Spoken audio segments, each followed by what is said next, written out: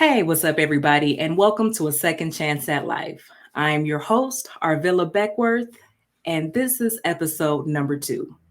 Now, last week I told you guys that I was going to bring a special guest on that was going to be talking about high functioning depression with Black women. To me, I think it's a subject that needs to be talked about since mental health is really big right now. And I believe the more that we talk about it in our community, the more open we'll become with each other and be able to recognize the signs when we see someone in our family going through it. So today, I want to go ahead and bring on my guest, Adrianne Robertson. One second. Now, Adrianne, did I say your name correctly? I want to start my. You did, yes. Okay. Adrianne Robertson, yeah, Black. Okay, I just want to make sure because sometimes our names we have extra vowels and stuff, and then we got to make sure we say it right. How are you today? I'm good. I'm excited to be here. Thank you, you guys. Let me tell you, I've been watching Adrianne for a while. If you've seen a couple of episodes ago, I interviewed her sister. She used to be known as Connie. What was her name before then? Divine Earth. And she always talked about her sister and how proud of she was of her sister and just her wealth of knowledge. And as I watched her on social media, her sister was telling the truth. Adrianne comes with a lot of knowledge. She has her own podcast, Relatable Rhetoric. Is that correct? Rhetoric. See that? I knew that every time Mo says it, he always he does it. I'm like, I better get it right. So she's also a podcast host. So you guys also make sure you guys check her out. We'll have her information at the end of the podcast where you can connect with her. So as we get ready to start, would you mind please telling my audience who you are and just a little bit about yourself? Sure. So it's Adrianne Robertson, but online it's whole Adrianne. So you'll probably see that. And I do have a podcast. I'm a podcaster, but just overall content creator. So I have a blog where I write. I do the podcast. I have a presence on a few social channels where pretty much my whole goal is to inspire and motivate women. Mm-hmm. And so on the podcast, my whole goal there is to normalize avoiding burnout. Yes. Finding your stride. And the idea that, one leads to the other. As you avoid burnout, you will eventually find your stride. And it's all really coming from real life experience. I am no expert and I'm still figuring things out and figuring out life. And I have a strong faith. I am a strong believer in Jesus Christ. And so a lot of what I share is coming from that place. It's coming from just trying to inspire and help as much as I can, as much as I learn. I'm like, oh, I need to share that. And something may just be on my spirit and I share that. And so, yeah, that's pretty much what I do. Sometimes as women, we say that we're fine. There's a phrase that we always use, I'm fine. The truth is, as leaders at our jobs, in our home, at school functions, sometimes it's easy to protect ourselves by just saying I'm fine and not answering the question. Even when we feel like venting to somebody, we still hold it in. Why do you think we use the term I'm fine when in all actuality we're not? Man, I think that there is so much to unpack with that because I think as women and as Black women, we're impacted by so many things. So you have society that has these expectations of us to show up a certain way. Our families, you cannot ignore history and the fact that we come from a long line of women and people, just if you think about slavery, having to hide how they feel, hide their struggle, what they're going through. And that mindset has just been passed down where before it really was a means for survival. Right. But that mindset being passed on is now it has become like that default of I just push through. I don't share. So I think that's one part of it when you look at all the different expectations that's been put on us by society. But I also think that there's another part of it of looking at the people around you. So if you think about the relationships that we have, a lot of time we have, you think about our close relationships with our family and our friends, and sometimes we have them close and maybe we shouldn't. Oh, yeah. And it's hard to kind of find your voice and find Mhm. your boundaries, and so you have these people around you that you don't really feel safe being honest with. Mhm. So it's easier to just say I'm fine because maybe you don't want the judgment, or maybe you don't want the unsolicited advice, or maybe you know too much. You may know that this isn't the best person to take advice from. Right. And so that can cause you to just want to hide, what you're going through. And then there's this whole other issue of being the strong Black woman. Oh, yes. Talk about it. Being Talk about a strong it. Black woman, it's like I have to show up strong. I cannot. To be vulnerable is to be weak. And so I think all of that plays a part into why we say we're fine. And I think there is also a part of it where if you say that you're not fine, then you have to face that. Yes. You have to really kind of accept that you're not doing well, or that you do need some help, or maybe you're just unsure of what's going on, and that can be scary too. So I think it's a lot to unpack with Yes. why. No, you said it just like that. Yes, you're right. You're right. As Black women, it is hard. And I think what touched me the most, what you said, is who to tell what's going on, because you can't trust everyone with your feelings and your space. I mean, you just don't know what, and you hate to say it, people's intentions.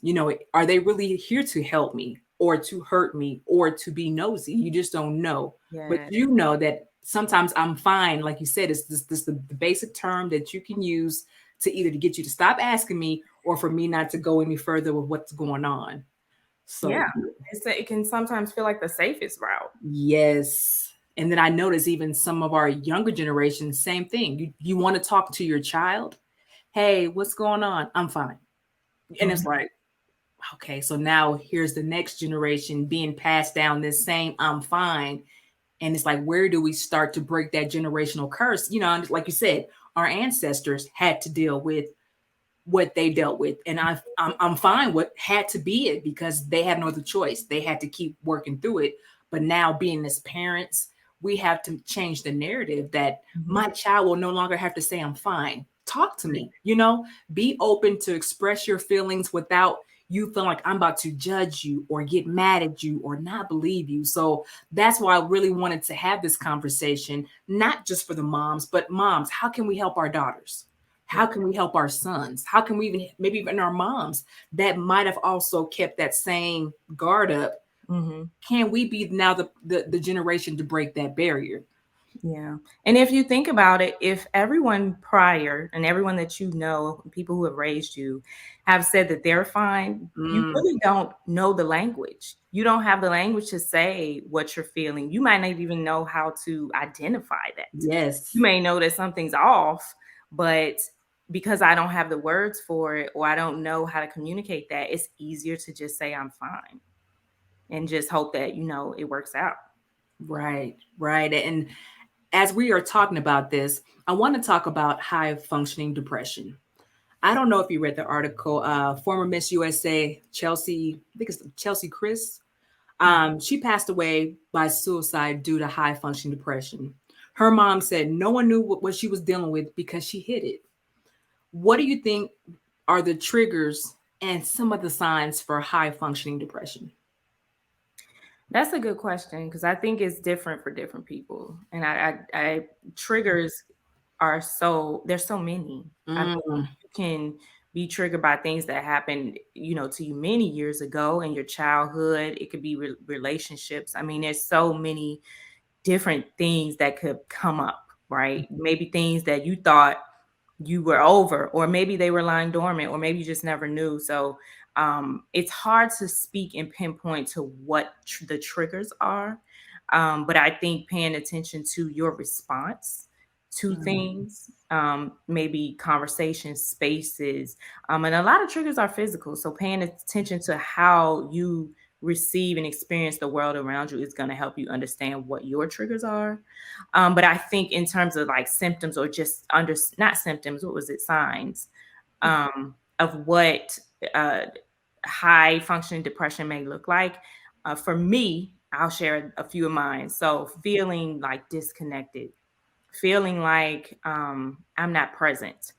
It was a lot of times, or a few very big ones anyway, in my life where I was just going through the motions. Like I could not, no matter how much I tried to do what I knew or what I thought I knew, I didn't feel like I was catching those moments with my kids.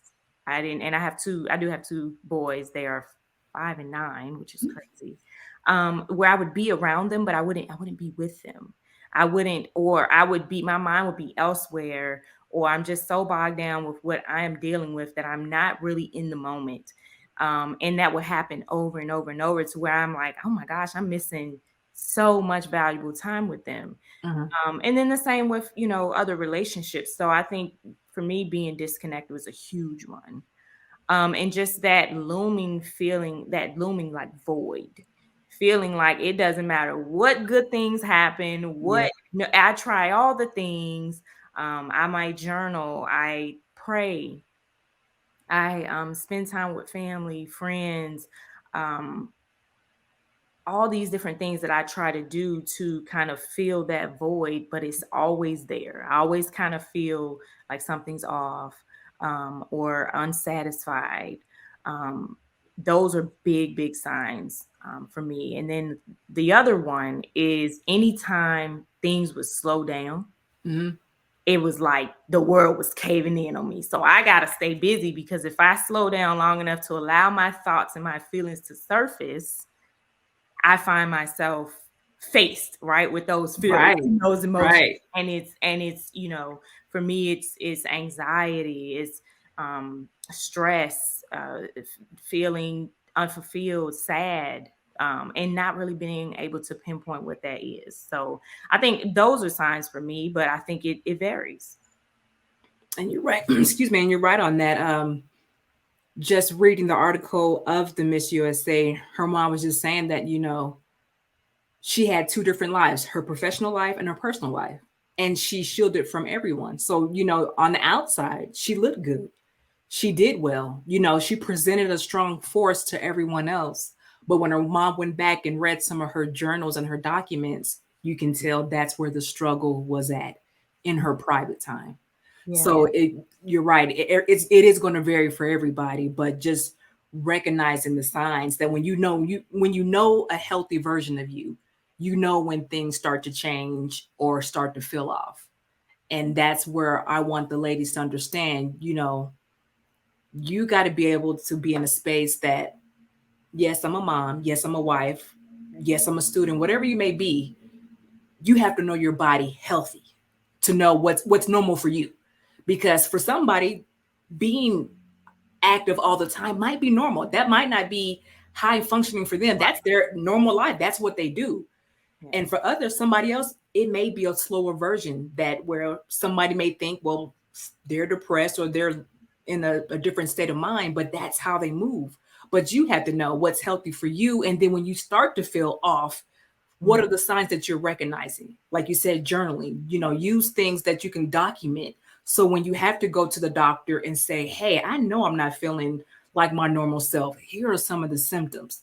Because the one thing I like about Google and I don't, it's easy to access information, but sometimes that information can get misconstrued and you can have a whole diagnosis, something else if you get too deep in it. So you got to be able to know, okay, the signs that I recognize, but still be able to get, clinical help when need be. Do you believe that the high achieving Black woman struggle with high functioning depression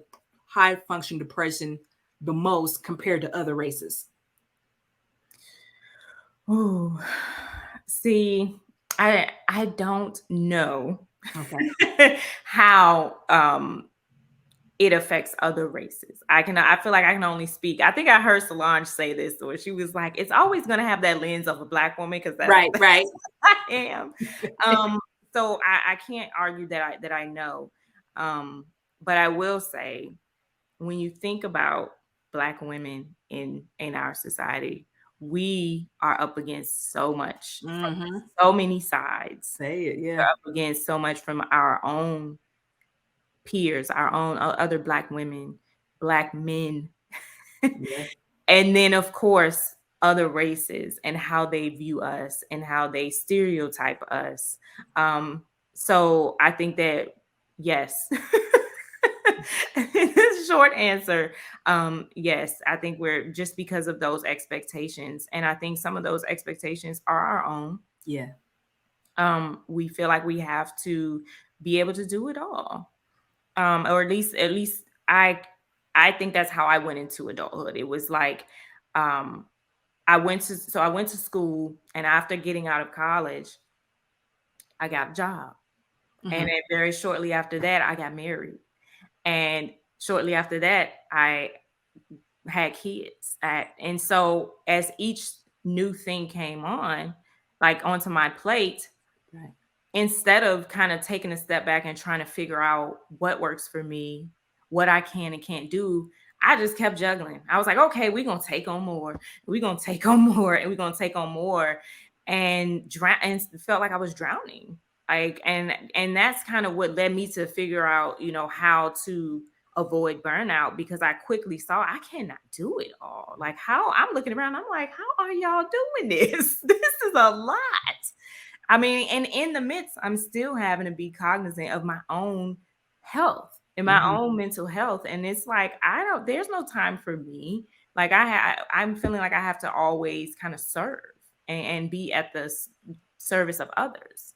Right. So I definitely think that we struggle tremendously. And I think it's coming from all sides. And I think that's why it's so important to have that relationship with self and understanding of self, because it's almost like you are, and not even almost, you are your best advocate. Because if what you're experiencing, which it is private, no one knows what you have on your plate. We can see some things, but we can't see everything. And so paying attention to how you're handling it. Like you said, some people can handle a super busy schedule and be fine. They actually prefer it. And then there's others where it's like, actually, I have to do one thing at a time. Or I have to compartmentalize my life. Or, I might be busy with my business in this one season, but then I have to be willing or able to shift where I can now rest and focus on, other things. And so, yeah, I hope that answered your question. No, it did. And I'm glad that you said about rest and burnout, because I think that's another major factor. And that's also another topic for this season, burnout. We don't recognize that we're not meant to do it all. As much as we want to be the person, like you say, juggle the multiple balls, have them in the air, we're not meant to do that. And I think a lot of us forget, and I'm guilty of it. I forget that I'm not supposed to. I'm supposed to lean on God for the strength that I need to continue to do the things that I can, because I only have so many hours in a day. Why am I trying to squeeze 10,000 things in a 24-hour period? Right. And it's like you keep doing it and doing it to the point you get burnt out. And Yeah. that's what happened to me. I got burnt out, and I had to take 2 weeks off of work because I just couldn't function. I couldn't think. I couldn't record my podcast. Oh I my could not even go to work. So my husband's like, you know what? You need to stay home. Get yourself together. You know who you are. You know how you feel. Go ahead and get yourself together. And I knew that. I mean, and it was the funny thing was my daughter told me, and I told her, I said, you know what? I cannot figure out why I can't get my game on. She said, Mom, you probably need to rest. And I kind of blew it off. But throughout the day, I think the Lord was putting on my spirit that that's exactly what I needed, because I felt when I came home from off the road, I was supposed to be cleaning up, catching up, doing everything I missed by being over the road when I was supposed to rest. Mhm. So that burnout, I'm glad you talked about it. It is so real. And just trying to do all and be all to everybody, it's impossible. Yeah. And it's just hard to do. So thank you for bringing that up, because I think that leads to depression, because you do try to, like I say, do everything at once. So And that's the crazy thing, because when we if we don't rest, Mm. our bodies are going to eventually force us to rest. And it's usually to our detriment. It's usually, and hopefully, I hate to say it, but sometimes it shows up as sickness. Sometimes it shows up in more severe ways, or just that, hitting a wall. It's like all of a sudden the simple things become hard. It's like, I can tell when I'm tired just throughout the day, when like simple words, like I can't find the words to communicate, or I'm trying to, I'm like past the remote and I'm like, I can't even get that out because I'm so tired. Right. And I think we also forget that we have a choice. I think so I much love of, that. Yes. what we do, we think we have to, or that it's the right thing to do, or people, want something from me, and we forget that we have a choice in the matter. We can say no. We can say no. Boundaries. Yes, that's another one. Boundaries. You have to know where those are at, or at least establish them to know where no needs to be put in the beginning of a sentence, at the end of a sentence. You got to know where your boundaries are. Right. The sentence. That's it.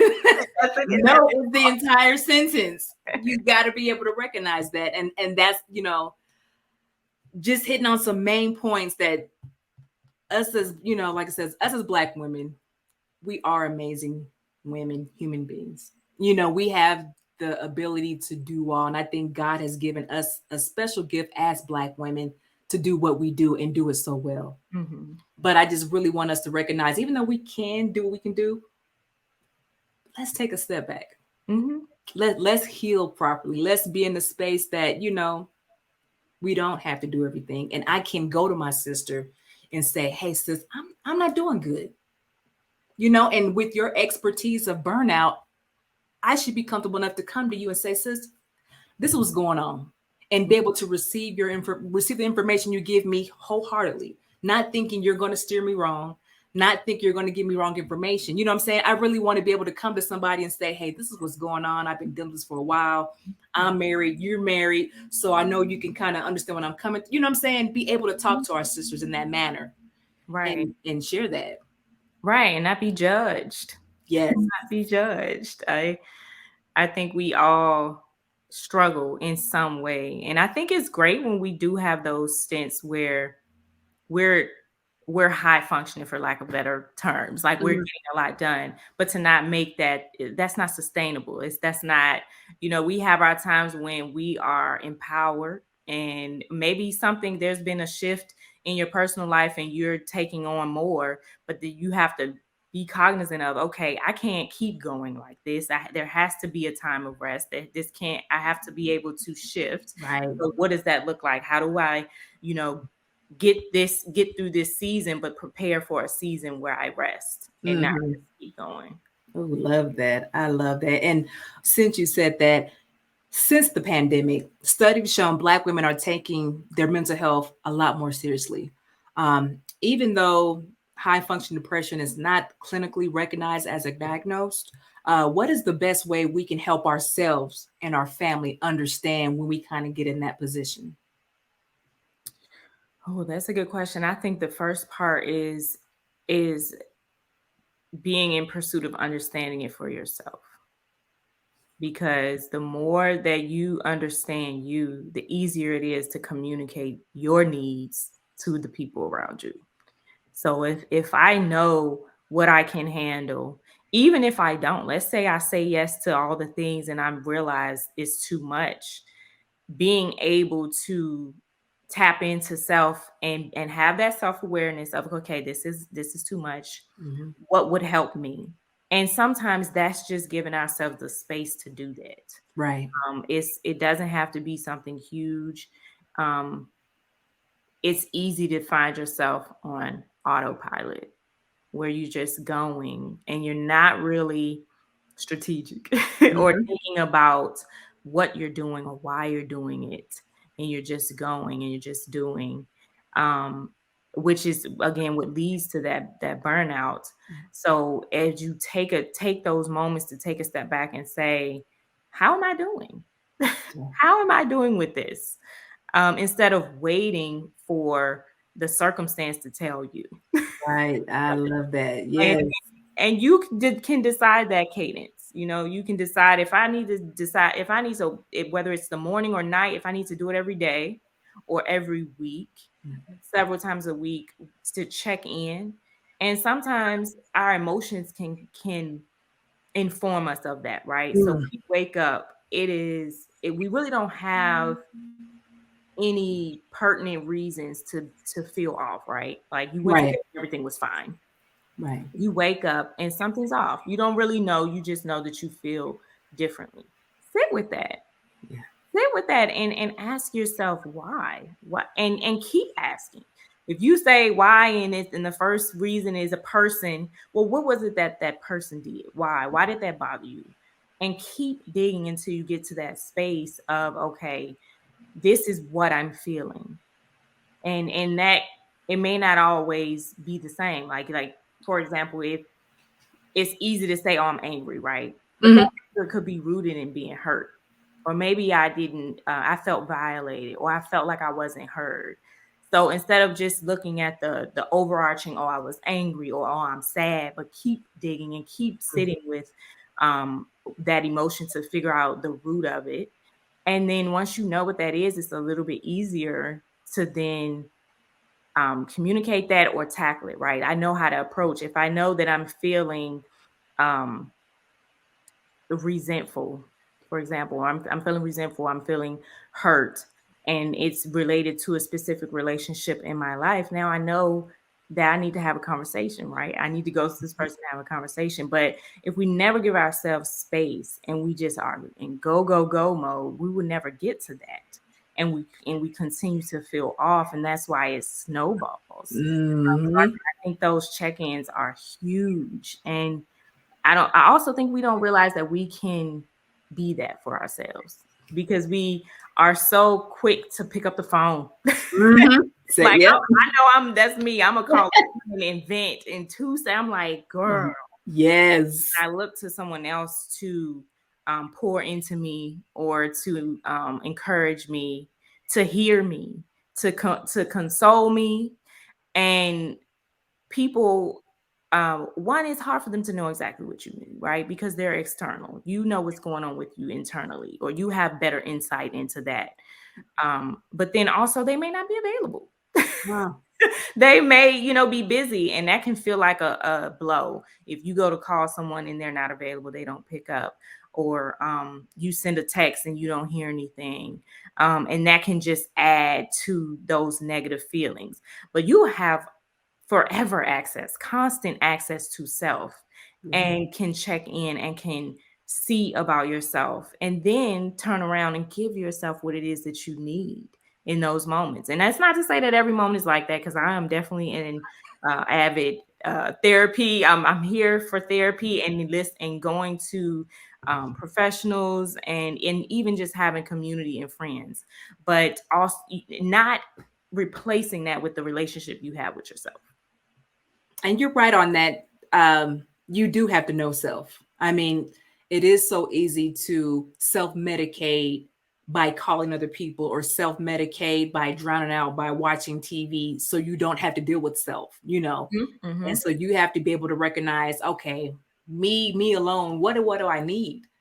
And I think especially as moms, sometimes we put our family and our kids before us. Sometimes that kind of wavers and it's kind of diluted. You don't know what you need because you've always been mom. You've always been wife. You've always been the leader or the boss of the group, but you never really sat down, like you say, sat down and did a self-assessment on, what do I need? What's off today? Mm-hmm. What do I need? And what I tell the ladies that I work with, schedule between 5 to 30 minutes of me time a day. If it's after lunch, sit with yourself and do a self-assessment. How am I feeling? What was off this morning? Did I recover? What do I need when I get home? That way you have a plan of action. So if you know you're having a rough day, I know as soon as I get off work, I'm getting that tub, hot water, maybe a glass of wine, or maybe I need a nap, or maybe I just need to go take a walk and get some fresh air and just be in nature at this moment. But every day, try to pick time where you can just me time. What do I need before I get home? Before I get on the road, you always want to make sure you check on yourself first. Just like when you get on the plane, they tell you, If the oxygen mask come down, you got to take care of self first before you can take care of others. And as being as Black women, it's so easy for us to take care of everybody else with the 10% of oxygen we got. We are still taking care of mama. We still taking care of our sons. We're still taking care of our daughters, our husband, but we only got 10% of oxygen, still juggling the balls, still making things work, but we're not looking at that meter that's saying low air, low air. You know what I'm saying? It's telling you that something is going on in your body. And until you, like I said, until you know yourself, you don't know when you're on low. You think that's normal. Yeah. This is, I'm normally like this every day. Every day I get off work, this is how I feel. But what if it's not? What if you've let me gotten so far, it seems normal to you? So thank you for saying doing a self-assessment and checking in with yourself, because without it, you are quick to call somebody and let them be your, not say savior, but they're there to, at the moment, do what you're asking. And like you said, if they're not there to answer the phone, or if you're not giving all the information, they're only giving you part of what you're partly telling them. Right. So they can't help you either. Right. So they're only getting, so you're frustrated because they're not understanding, but you don't want to tell the whole thing. But at the same time, like you said, the person that's with you all the time is you. So you got to be able to be okay sitting in silence with yourself, with the journal, you know, being in silence and just knowing who you are. So I love that answer. And I also want to add, I don't want to imply that you have to know the answers. Because if I know, let's, for example, if I know that I need, I know that something's off and maybe I don't know exactly what I need, just tapping in with self and having the awareness that I know something is off is the first step, because now I can decide, do I know how to help myself? And if I don't, is this the time to try to speak with someone, try to go to therapy, try to whatever that other resource is? But I think that key part is making sure that you do check in with self. I think not being on autopilot is the key.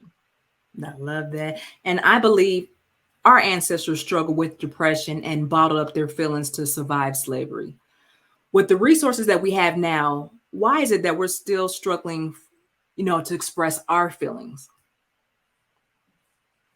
Well, part of it is that, right? Our ancestors having to do it, and that mindset being passed down, the shame that comes with sharing, and that fear that kind of I spoke to earlier of just not knowing what happens once I'm vulnerable.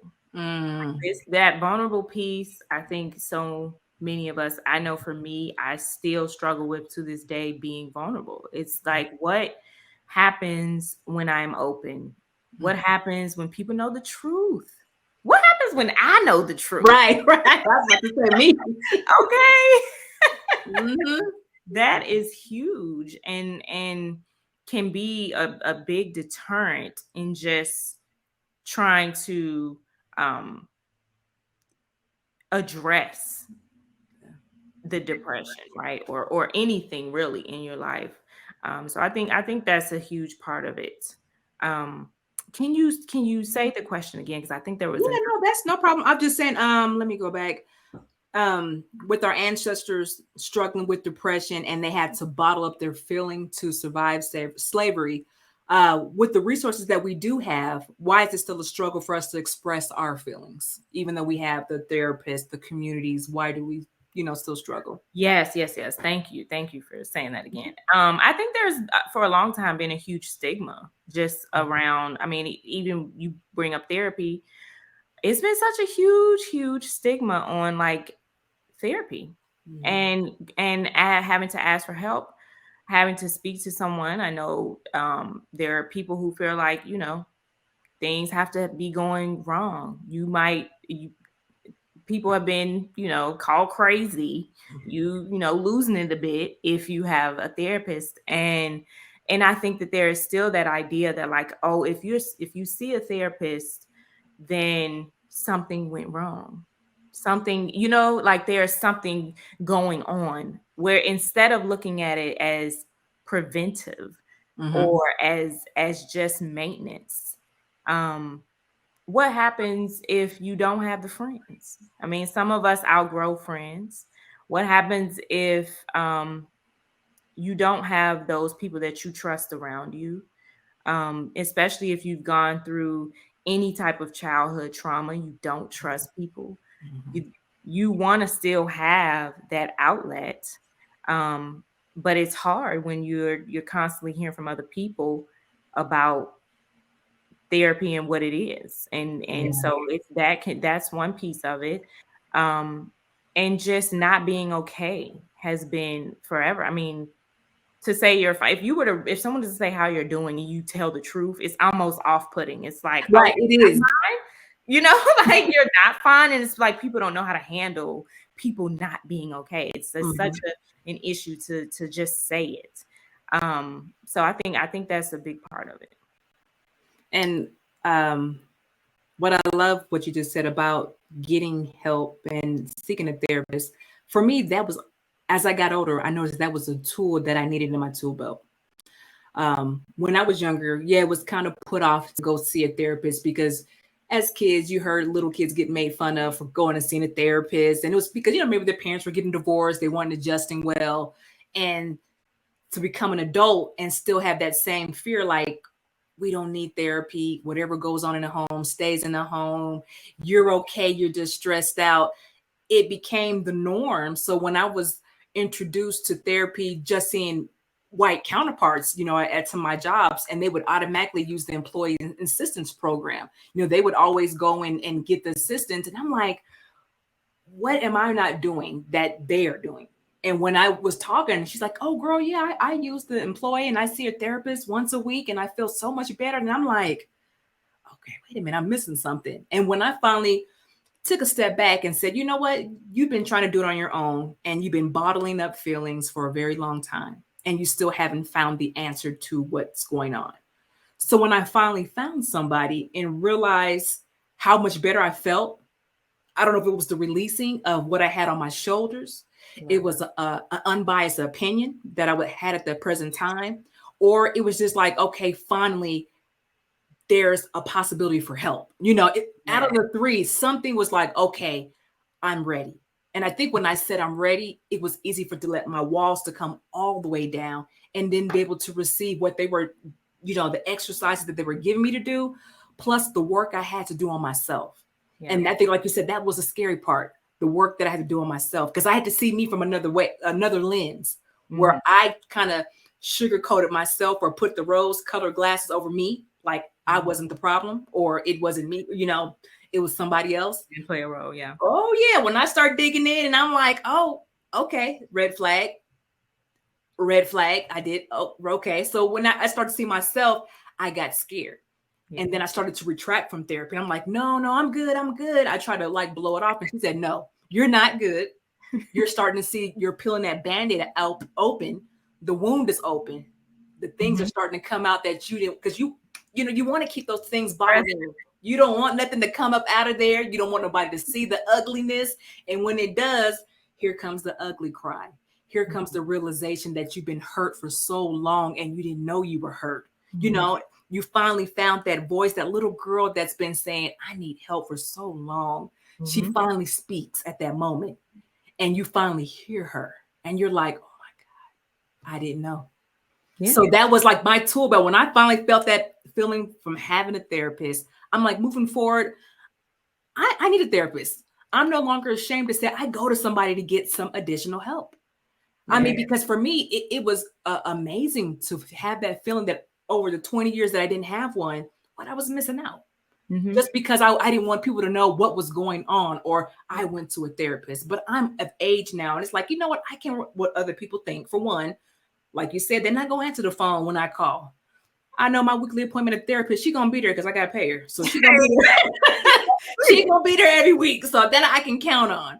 But, that's just the tool that I want to tell other women. If you've ever thought about seeking professional help, let this be the sign to get it. We're both saying we've done it. It is good for you.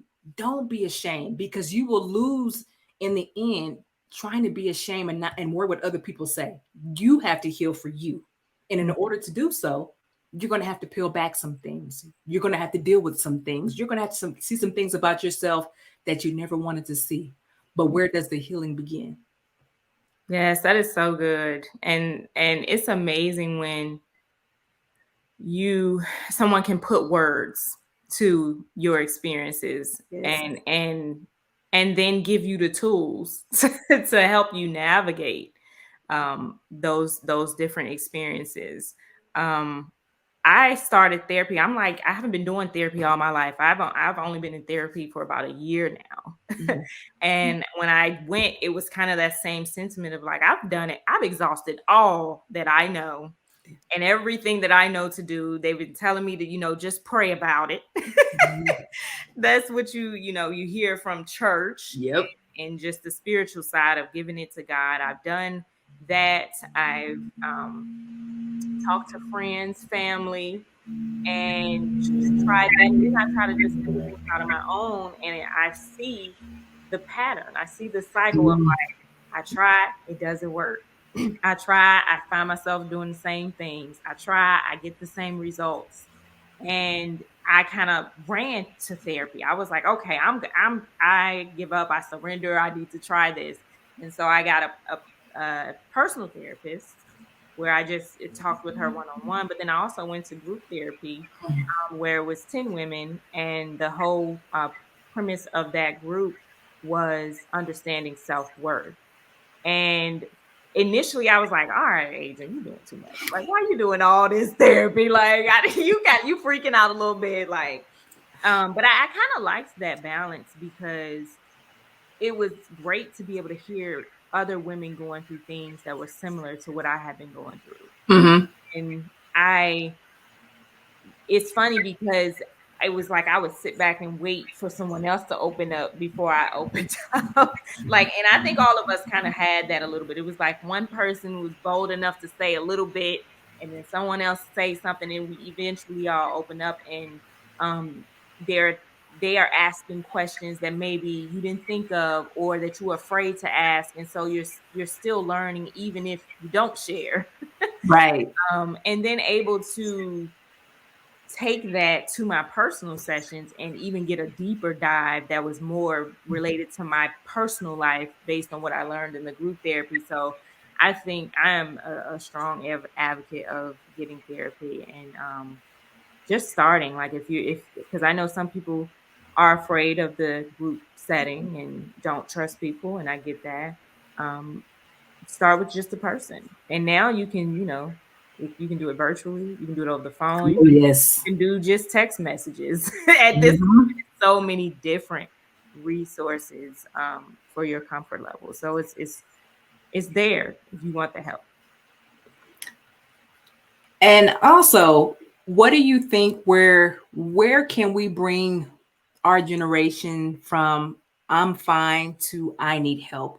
What conversations should we be having with each other to help us move forward from here? And I know it's not going to be overnight, but what conversations can we start having that will help us instead of saying I'm fine or be able to be more vulnerable moving forward? I think building those relationships where we just want to know each other. Like, and I don't have to know your business, like every single aspect of your life. But the more we share our stories, we can see those parallels. And that automatically, at least for me, helps me feel more comfortable. It helps me feel more trusting when it comes to building those relationships. So then when you have that friend where you have that common ground or just that safe space to be able to open up, then it's a lot easier to receive. Because if a stranger who doesn't know you comes and tells you, you need to go see somebody, Mhm. you'll be offended. You'll be like, you don't even know me. Why are you saying this? Right. But when you're open and you have a friend where you're like, girl, I was Mm, going through this, or I'm going through that, and I tried therapy and it's helping. Or even if they don't talk about it a lot, but you see the changes, right. that helps, right? Right. To be able to see like, oh, you're doing things a little different, or you're setting boundaries. Right.